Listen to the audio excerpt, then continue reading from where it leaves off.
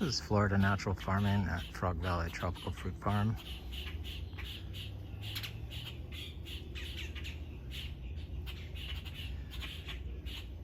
So I'm always looking for how people grow, but I know that there's like zero information or videos of people growing naturally. There's a serious pollution problem in the world, and the only way to fix the pollution problem is with nature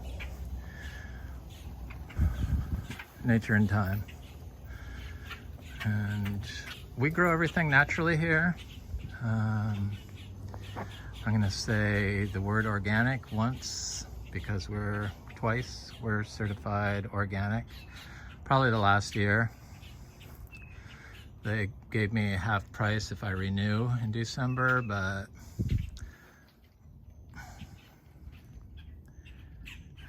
we're kind of like a specialty fruit and rare plant farm, and people know how we grow that buy from us. So I just need to, one, save money, and two, reduce stress. Pollution causes inflammation, and that's stress. Stress is inflammation. The root cause of all these problems people are having is due to the pollution in our water and air. So I grow these rare houseplants, but for us they're going to be part of our orchard floor to improve the health of our system. So we don't look at nutrients or products you can buy to create what everyone else is doing. We just use the age-old known growing methods, historical growing methods that have regenerated soils for very long times. Very long time. A holistic approach using manures and compost that we make on site. And everything we grow is grown identical. We grow everything in our compost we make. I'll say biodynamic one time, 2 times. It's biodynamic certified. We're biodynamic certified 3 times, I guess, but I'm not gonna say it anymore. And because I'm probably not gonna renew that either. I don't know. I just don't feel the need to do it with all the information that I put out on how we grow and how paranoid I am of the pollution problem. I just don't see it happening, the renewal. So I love these things, and I like how some of the leaves are red when they come out behind, the backs of them. They're just, I could see why people use them as houseplants, but they grow like nurseries grow. So nurseries, I don't know why people pick up on how nurseries grows is how you should grow plants, but it's not. It's how your plants get pollution or disease via the pollution. It's how you get disease from reducing the environment you're living in by polluting the air and the water. So all this talk on PFASs that I've been doing, those are the forever chemicals that have been found in Florida clams and in all wells that have been tested in South Florida. And they shut down 3 of them instantly. And I just recently saw that Bumblebee recalled all its clams, some clam, canned clam, bumblebee, and because of the PFAS in it, and because of cancer-causing forever chemicals that we create as humans today with our chemical dependence. This is a philodendron nangar itens. That's quite a stunning plant. They're starting to get big. They're growed up, baby. I love them. I'm obsessed with them. This is Zebu domesticum. They're getting good. So these are cuttings I did to go out in the orchard floor. This is philodendron esmeraldense. This is philodendron Chironia mascara. That's new leaf. This is new leaf. And this is philodendron speriorum. So I got them to plant out in our orchard floor. They're growing in compost we make here. It's basically just Zebu manure. I believe that Zebu manure is superior to other animal manures. Holistically grown Zebus, not Zebus that are, you don't have a trace of where they're getting their feed from. So, you know, grass-fed, clean pastures that are not polluted. It's sad that we have to worry about all this stuff and that nobody does. And so I'm gonna go look at some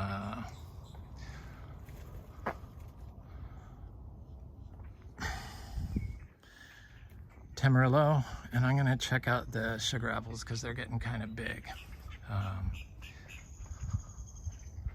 It's really, Florida is gorgeous, and to be told when I moved here that you couldn't grow organically, and all these watering and nutrients that they say you have to apply, I really discovered rather quickly that that's just not the case.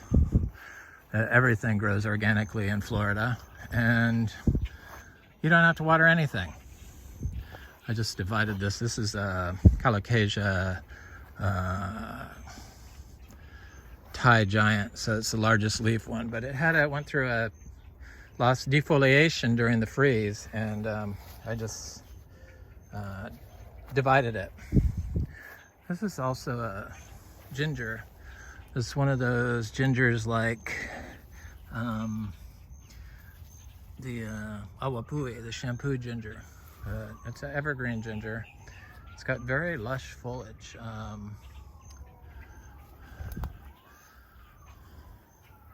It's been very dry here, but I mean Florida dry, so like an inch of rain in a week.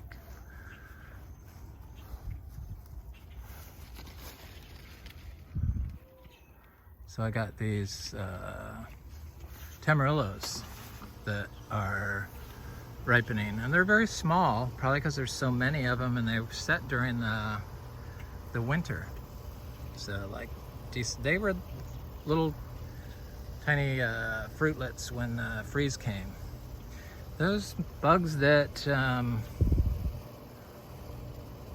get tomatoes seem to affect some of the fruit, but I haven't seen them on all the fruit, which is a good sign.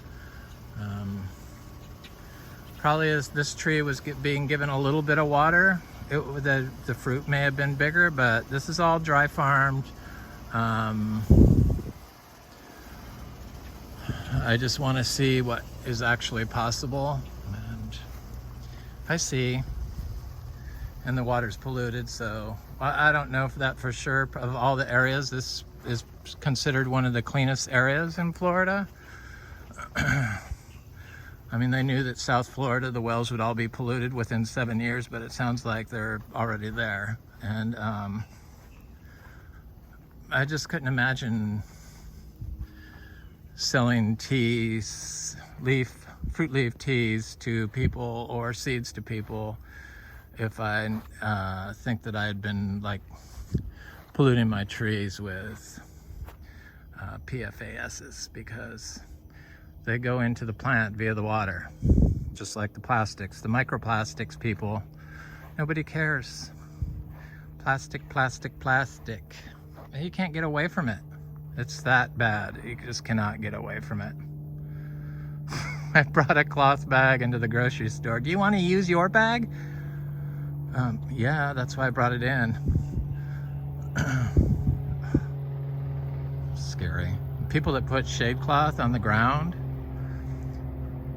the shade cloth is probably guaranteed is vinyl chloride, because the stuff that bends and moves is more likely to be vinyl chloride, which is a known carcinogen. And the microplastics do wind up in animals and plants, so and us.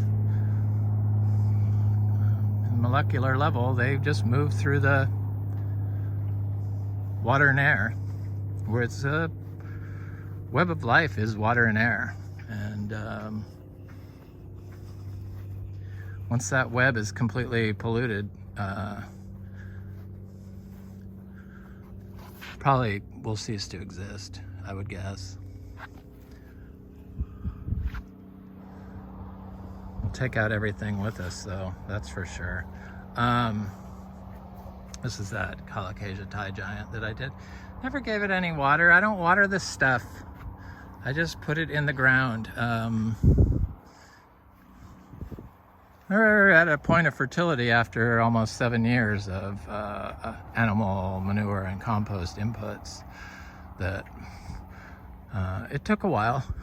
When I first moved here, I planted this kwai muck right in the ground. It was one of the few trees that didn't die when it was planted this large in the ground in the lawn.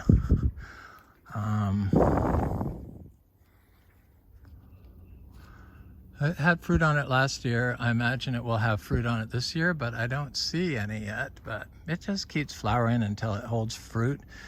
And it seems like the later flowering set the fruit last year. So I imagine, and plus I may not be seeing it, because I didn't even notice that the fruit fell off the tree last year until I saw it sitting in the branch. Look at that.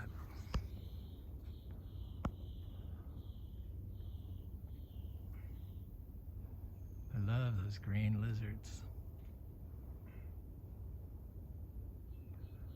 You gonna eat that butterfly?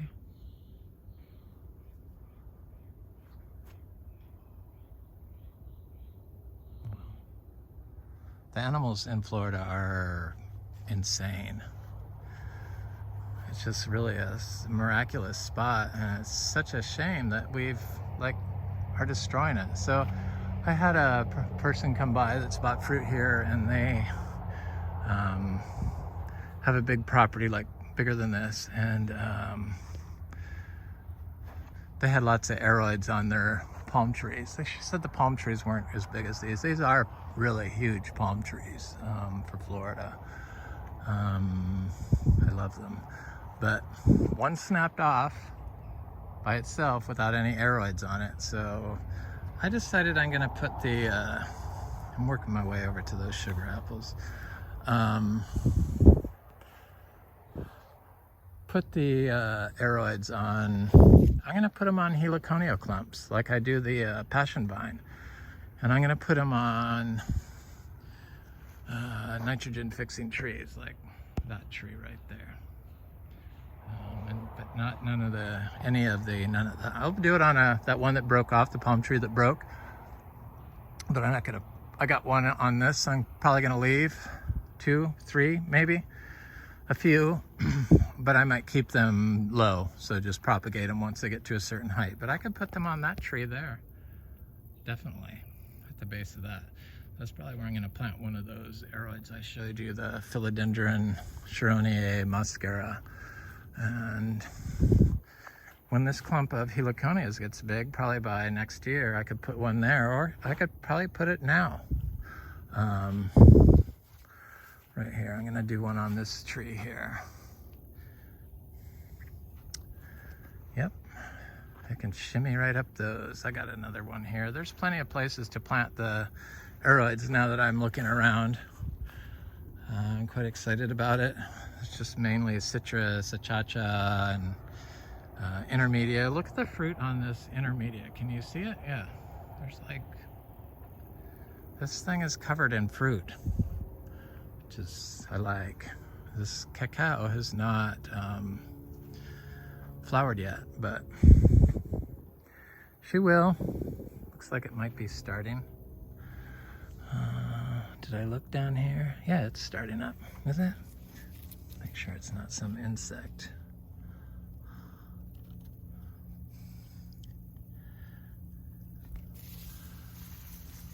This gave us 5 fruit last year from seed. It's, you know, dry farm cacao in Florida, and this is one of the trees from the seed from that fruit.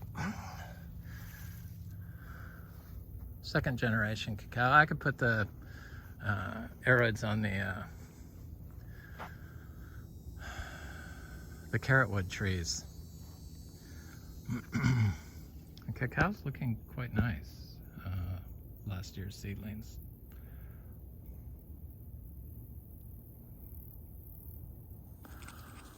I'm excited to see what amount of cacao we start producing in about 4 years.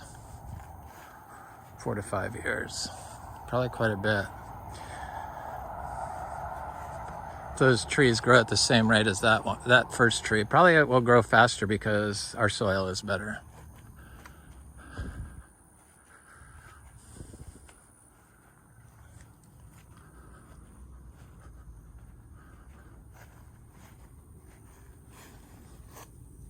It's kind of quiet with the gas prices so high. I like it. The quiet and the gas prices probably. I know some of you don't like it, but something had to happen to spur people off the the oil. Start getting them off the oil.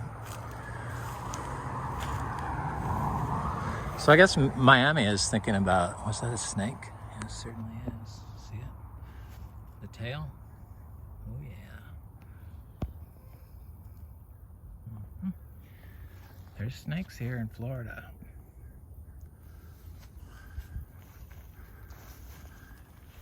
Snakes.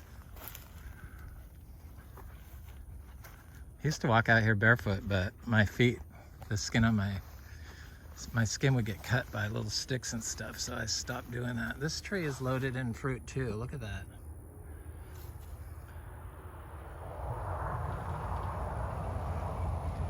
Loaded. Garcinias.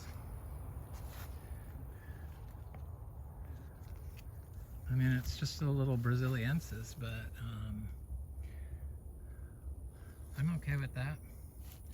This one had a lot of flowers on it too. I wonder if it has fruit. It's supposed to be going over. Oh yeah, it's got fruit. I'm surprised because this is the first year this tree fruited, and it's a tiny little tree. It's got a lot of fruit.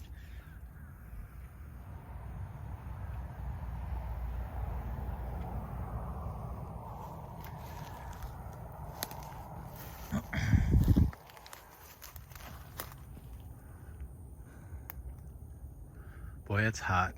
It's been hot. It's been too hot. I know our pond, our little swamp where we have all those wood duck babies, it's like got dry islands in it, and that's never happened in the summer. So it's been a dry summer so far. I'm sure that's gonna change. Drier than normal, but everything seems to look just fine.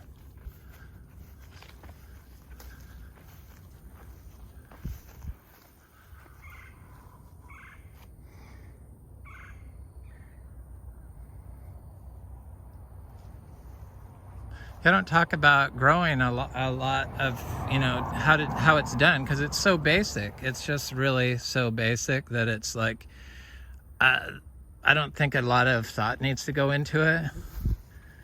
I think just an understanding of like Korean natural farming and reading about the biodynamic preps and watching some videos to see what the natural farming systems look like, even if you don't know the language, can instill a great deal of knowledge that all of us should have intuitively, I believe, on how to grow plants and how to take care of the earth. The leaves on this sapodilla tree are just huge. That's what I'm talking about. A lot of the leaves on our plants are like getting, I don't know, gigantic this year. I'm not sure what that's about, really. But I find it fascinating. Bananas, all our bananas fruit. People talk to me that come over here that say their bananas don't fruit, but I've never known a banana not to fruit. I just find that so bizarre.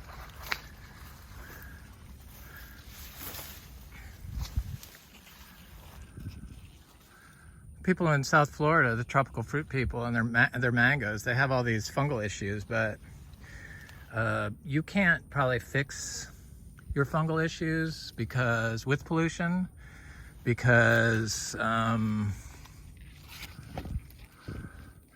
via spraying of copper on trees, killing all life, not even thinking about the frogs or the aquatic life or your neighbor or anything.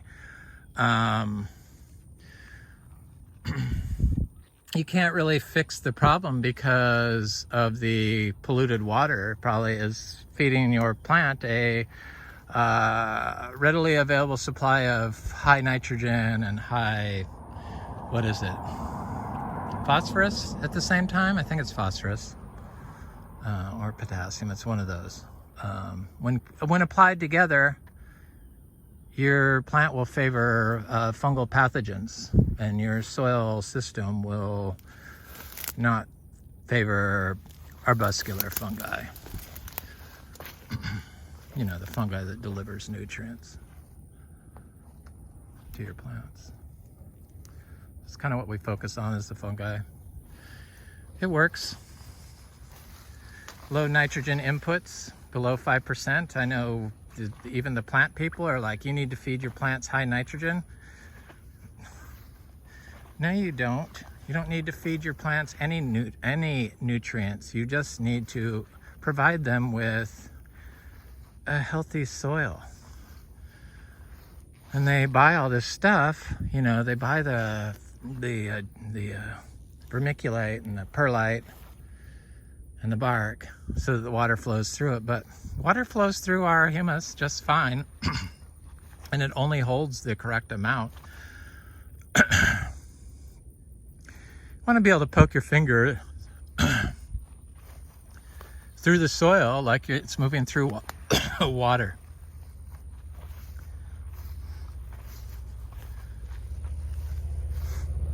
Because we're made up of water, so we should be able to move through the soil. I don't know, people just, there's not any thinking going on. And I guess it's because everyone buys everything that's left over from the colonialism. They decimated the intuitive indigenous knowledge and replaced it with products that are destroying the planet that you don't need.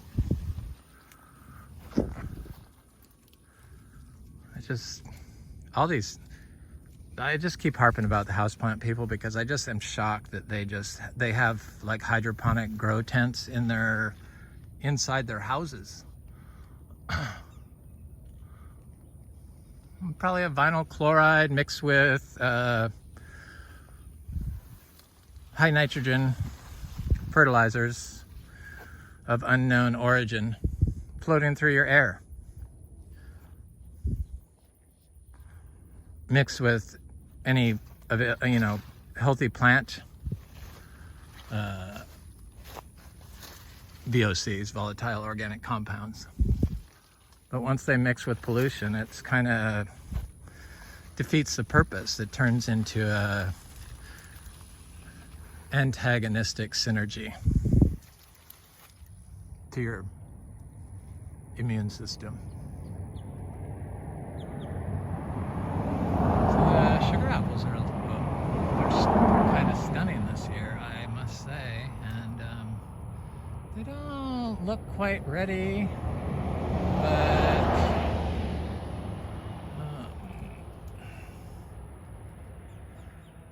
there sure is a lot of them.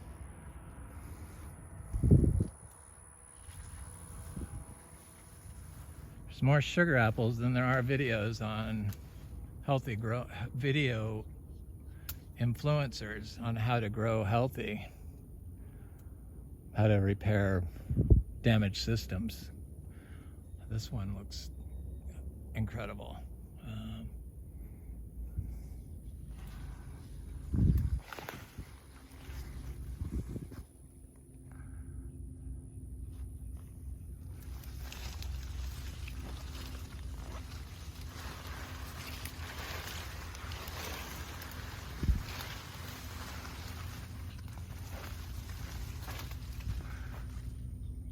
I don't know, I always thought the whole purpose of growing, especially tree crops, was to do it as with the least amount of input by you as possible, or by me, so as close to nature as possible. And most places you can't do that. Probably you could. I shouldn't say that. I bet you could, but it would take probably a lot of work to get your soils to support. But I know in Northern California, we never watered our fruit trees in our backyards. When I grew up in the 60s and 70s, and we got tons of fruit. So did my neighbors. Didn't do a thing, didn't apply any fertilizers, didn't do anything. And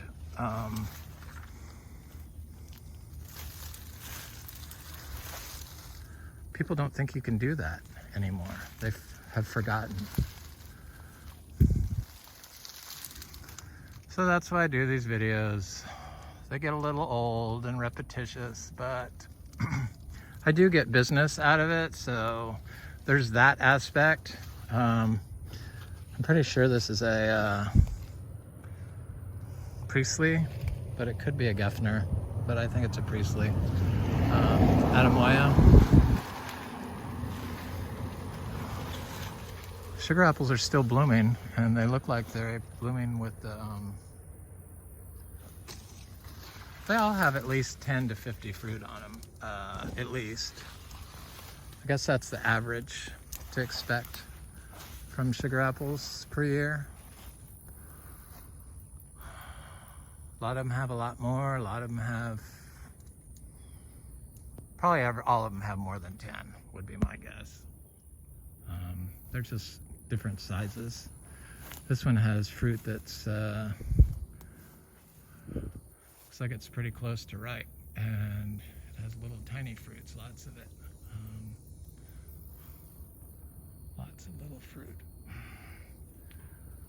But I see a black spot on this one. I think they get the black spots when the branches touch the fruit, I noticed, because most of them don't have black spots this year. It's definitely a lot better year on the black spots. I'm not seeing black spots on our sugar apples.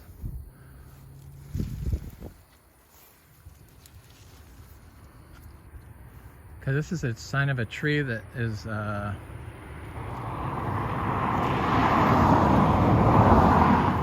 tree that doesn't have any fruit. That's shocking. No way. And but it sure looks healthy. See, it's got this. Is that a pepper tree?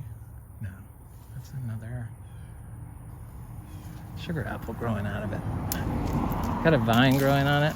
I do not like the vines growing on my fruit trees.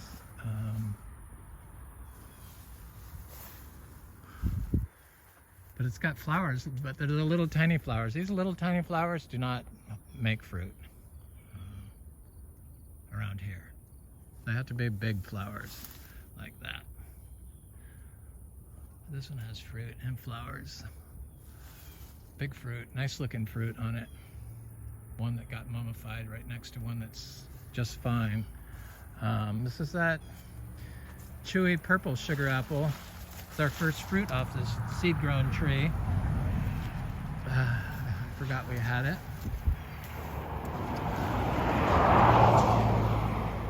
This tree has lots of sugar apples. I'm probably going to be selling sugar apples. I'm going to only charge $10 a pound because I don't know. I just don't think they're...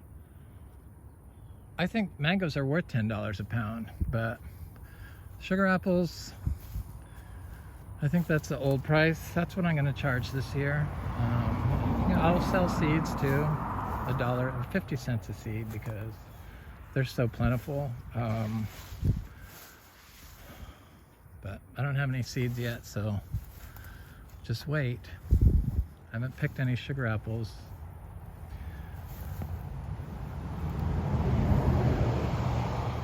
This long gown looks good. Finally. Okay, I know there's another Ilama over here. There's an Attemoya there.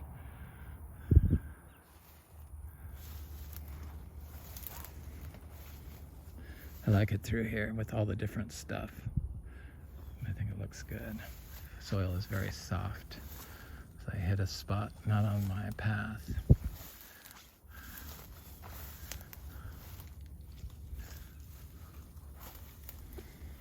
This Namdakmai tree got huge this year.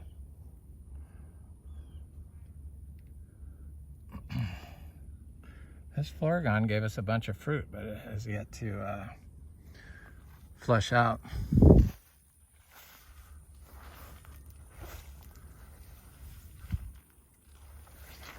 We still have mangoes. Last year our mangoes were done by July, but we have mangoes, but not tons, but I got enough mangoes. The other stuff's kicking in. The bananas are starting to flower up again. Okay, so this is the custard apple tree, and it had flowers on it. It still does. Big flowers.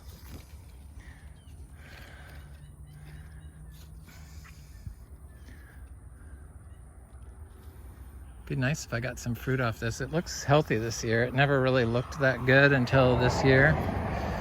The freeze never seemed to bother it.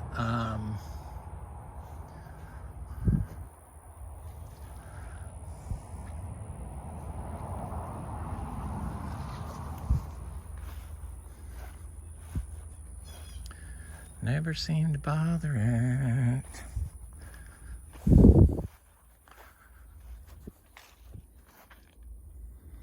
Look at this little Attemoya up here. I don't smell any jackfruit from any of these jackfruit trees flowering, so I don't think anything is flowering over here, jackfruit wise.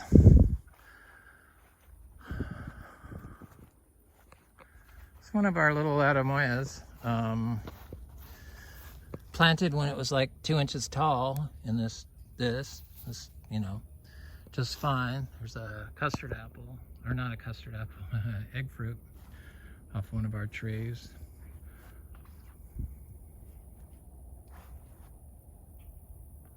Anyway, this is Frog Valley Tropical Fruit Farm. I hope you have a beautiful day.